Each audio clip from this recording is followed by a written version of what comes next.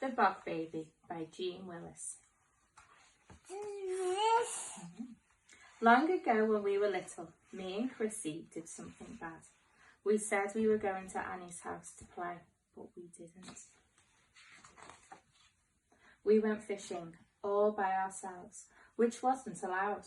Chrissy said there was a magic pond in Bluebell Woods. It was only ever there in spring. When it rained, it made a huge puddle in the dell, and pond creatures came. We could fish for newt, she said. I won't tell if you won't. So we went. We found the pond. It was squelchy round the edge. The bluebells squeaked under our boots. We fished and fished, but we didn't catch a newt. We caught something much better. We caught a bog baby. He was the size of a frog, only round and blue.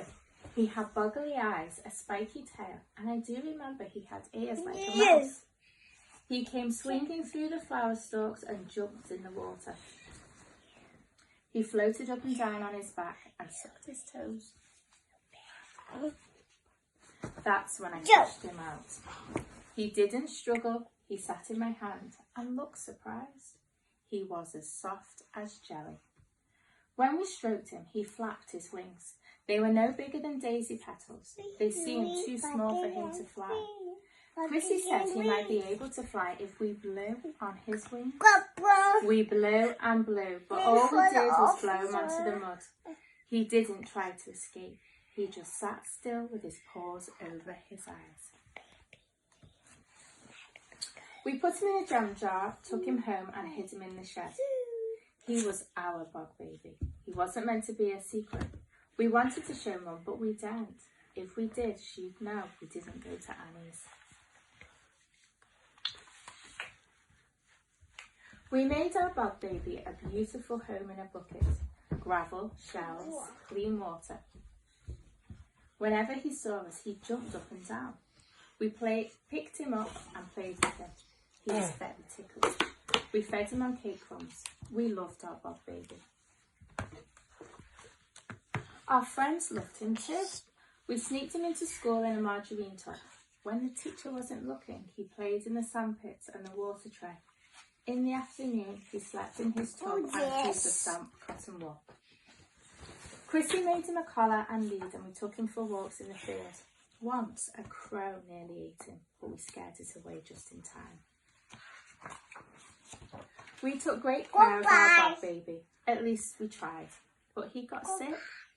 He didn't jump up and down anymore. He went pale and his wings drooped. He wouldn't touch his cake crumbs. We gave him all sorts, but he spat them out. We wanted to ask Mum for help, but we daren't because of Annie. But the Bog Baby got thinner. He wouldn't walk on his lead. He hid under his shell. He wouldn't come out no matter how much we loved him. Mum found us in the shed. Chrissy wouldn't say why we were crying. We'd promised not to tell, but I blabbed. Mum wasn't angry though. When she saw who was in the bucket, she smiled and her eyes went misty. She said she hadn't seen a Bog Baby since she was little. Please make him better, we cried. We love him so much. I know, she said, but the Bog Baby is a wild thing. He doesn't belong here. He isn't meant to eat cake or walk on a lead or sleep in a tub. She picked up the bucket and we followed her out. If we really loved the Bog Baby, we had to do what was best for him, no matter how much it hurt us. That was real love. That's why we let him go. Back where he belonged, living in the wood, playing in the pond, sleeping in the damp leaves under the moon. We never saw him again. I think he grew up and had babies of his own. Last spring, my daughter found the magic pond, and guess what she saw? Hundreds of them. Hundreds of Bog Babies swinging through the bluebells, catching flies, floating on their backs, sucking their toes. That's what she told me, and that's what I believe.